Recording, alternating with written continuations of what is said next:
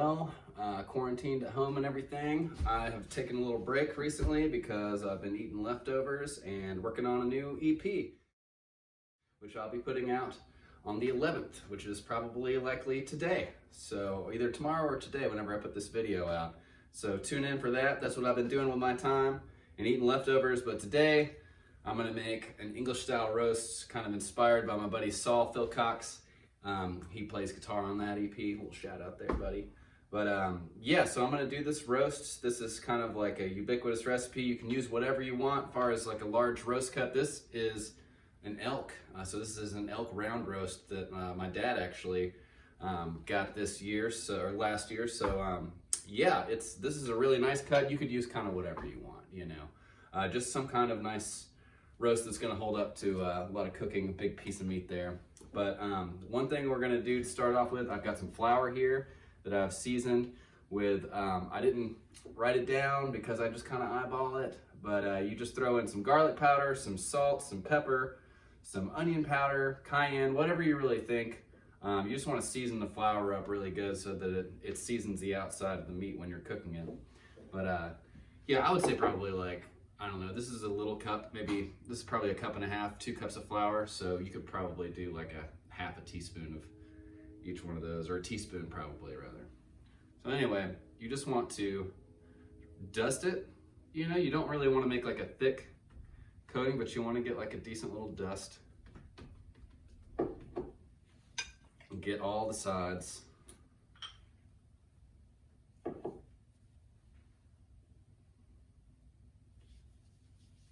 So yeah, we're gonna take this, finish dusting it up in flour, and then I'll meet you over here at the old skillet and we'll put this thing together. All right, we're back again. So what we're gonna do is turn this pan up to about kind of a medium high. You wanna get a decent sear on this, and you're gonna put a couple tablespoons of olive oil in the pan.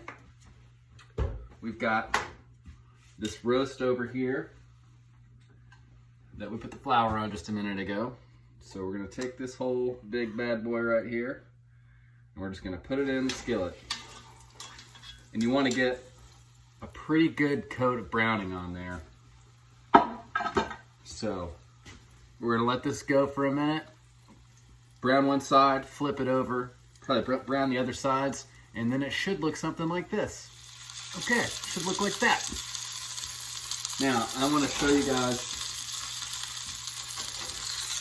how much browning we got in there, because that's the kind of color that you need. You're going to need those extra little brown bits in order to make this thing taste really good, because they're going to deglaze that pan here in just a second with our vegetables. So what you want to do now is take this whole bad boy out. Put it to the side. Now, I'm gonna take about 1.5 tablespoons of butter.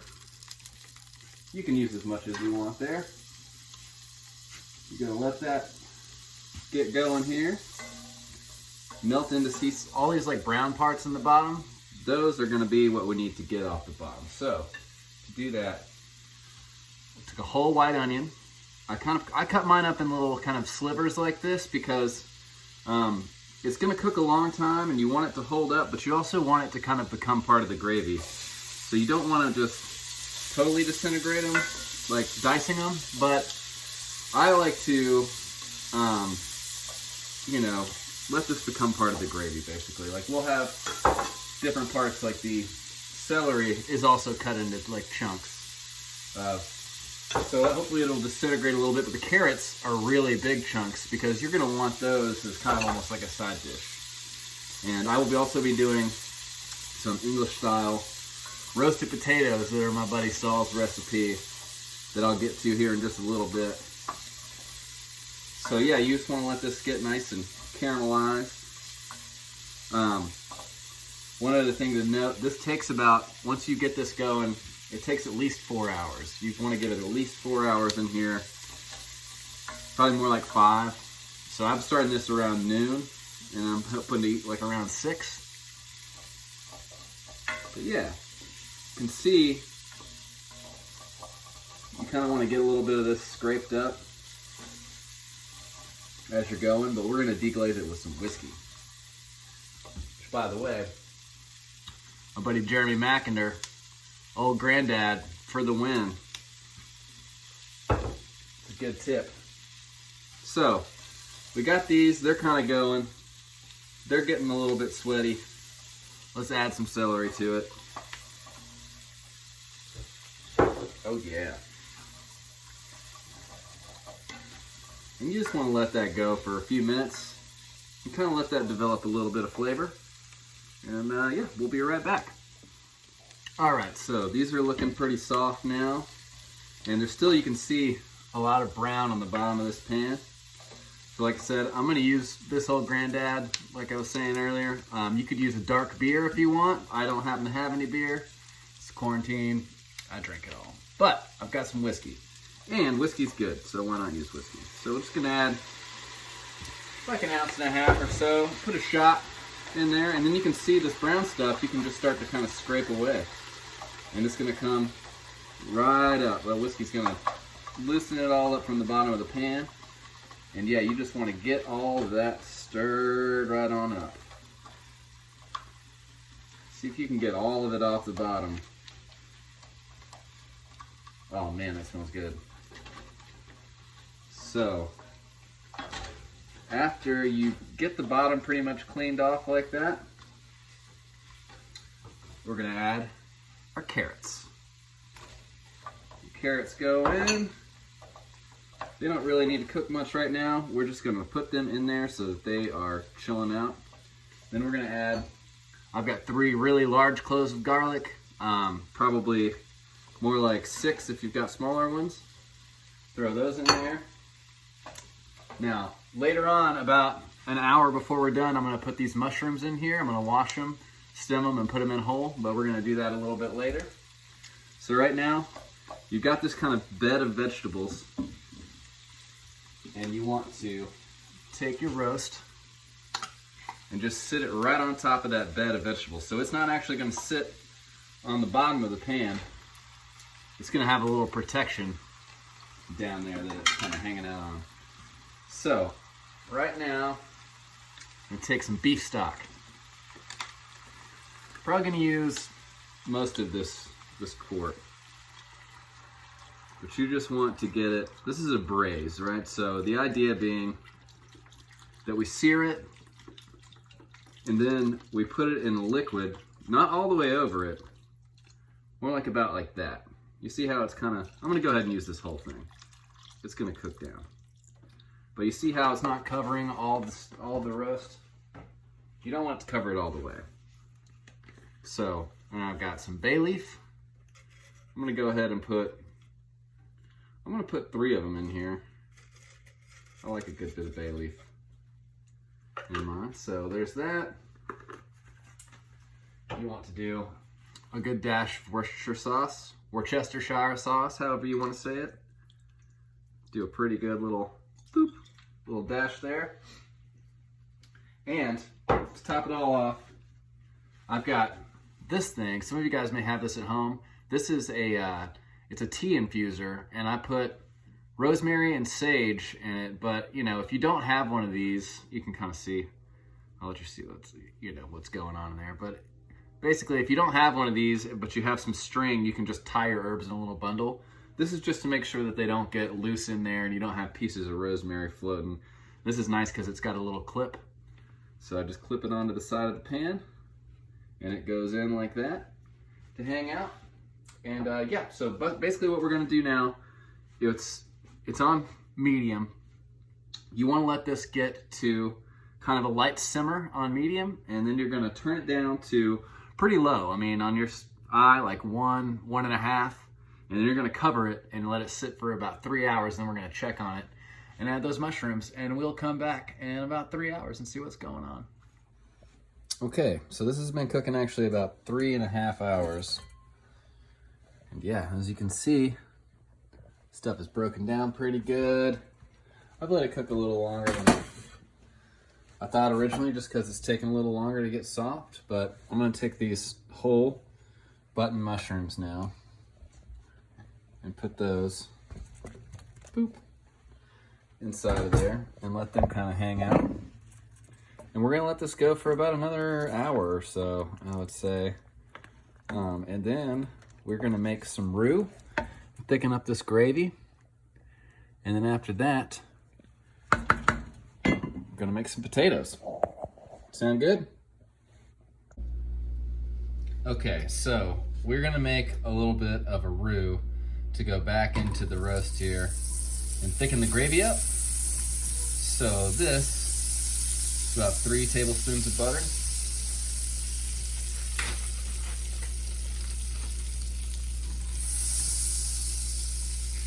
You want about that much flour too. I'm gonna kind of eyeball it.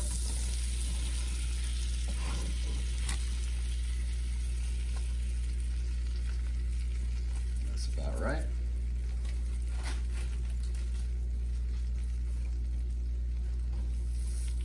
You just want to stir this in and keep it moving. And you want to do this on kind of like a medium heat, medium high. And let it cook for just a second. We'll be right back. I'll show you what it's supposed to look like.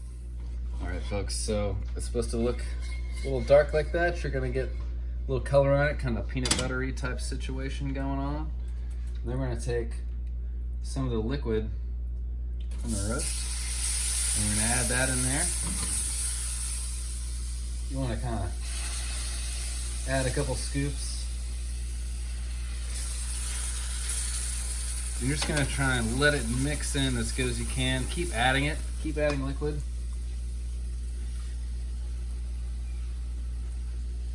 Go ahead and get a good amount in there.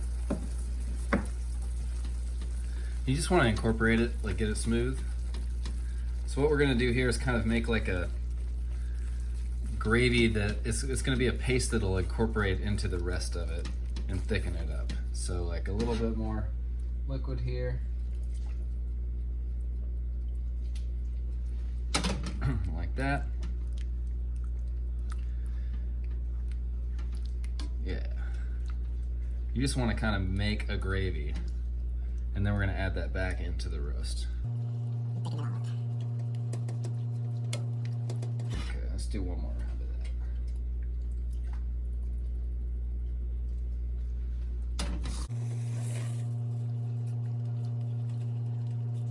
that. So once you get it to kind of like a loose, or like a thick gravy really, but a kind of a consistency like that, we're gonna take it, we're gonna put it back in here, all right? So, just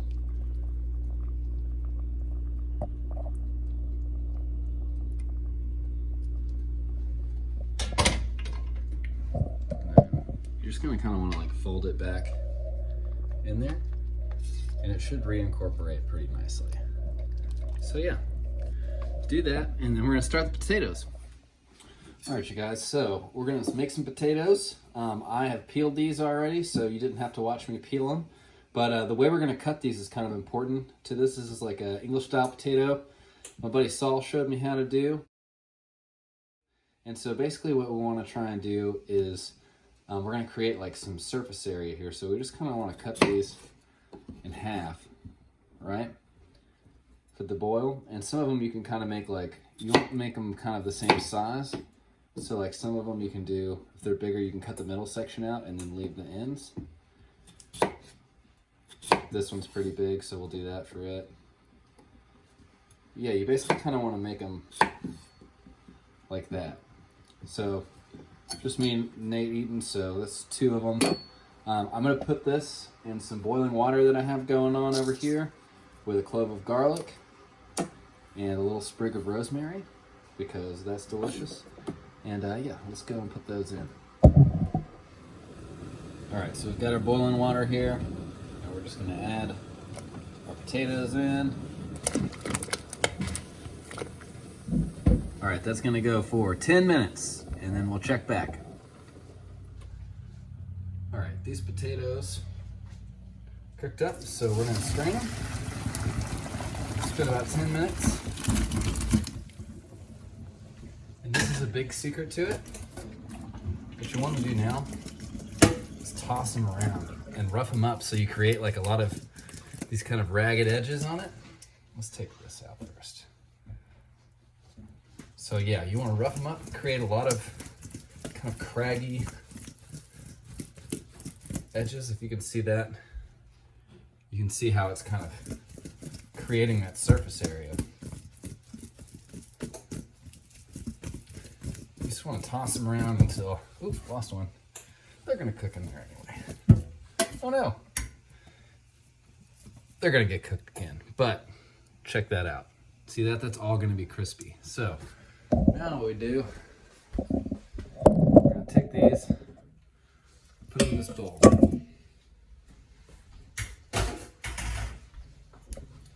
gonna take some extra virgin olive oil, a pretty healthy amount, several big dollops. And then you want to toss that around. And you want to get that coated really nice and good. So yeah, we've got olive oil all over that. We're also going to take our cast iron skillet and we're going to put olive oil in that. Just enough to get some on the bottom.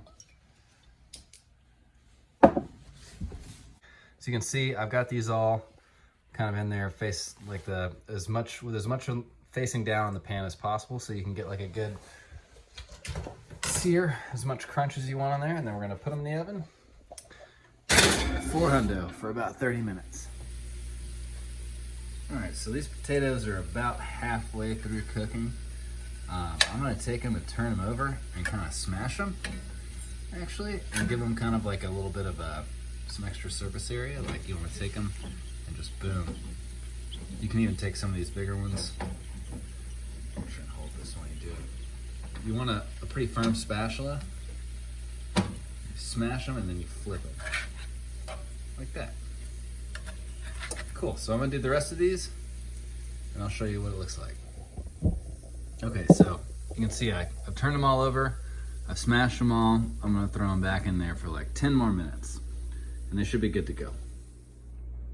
Okay, you guys, so these are the potatoes. They're out, they're crispy. Roast is falling apart. I took a fork and kind of just shredded it up a little bit. And yeah, let's put this thing together and try some. I think it came out pretty good. All right, y'all, that's the finished product. You got some gravy. You got yourself some mushrooms and carrots, a little bit of roast, and these potatoes, which are all fluffy in the middle and crispy on the outside. And I don't even need to try that. You know that's good. Just try this yourself. Do yourself a favor. Also, tune in tomorrow. I'm releasing my EP. And we're doing a live show. My buddy Saul, who showed me the recipe for these bad boys. And also my friend Dana B. She's going to be playing some fiddle. It's going to be fun. See you guys there.